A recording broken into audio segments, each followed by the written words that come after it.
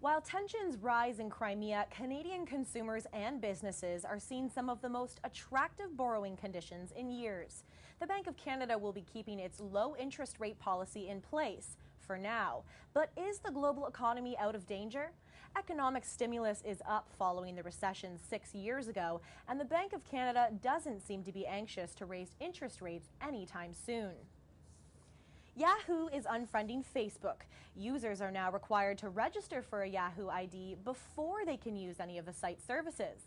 Yahoo has announced that services like this one, Yahoo's Fantasy Sports, will now require a registered Yahoo ID.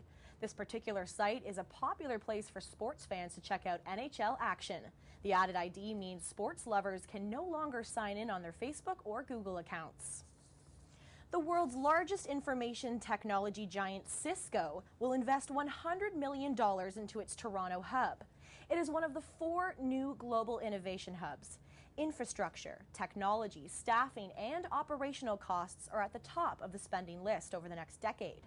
Cisco Canada is also officially launching its Connected North program, allowing students in Canada's Great White North to connect with students in the South, all via video conferencing.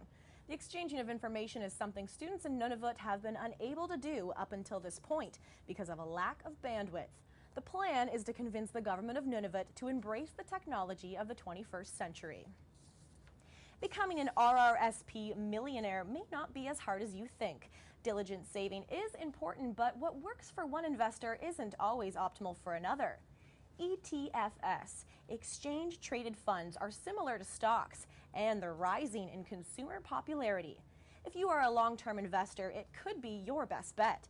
Long-term investors making smaller, more frequent purchases may be better off with the all-free option of RRSP because fees eat away at the returns.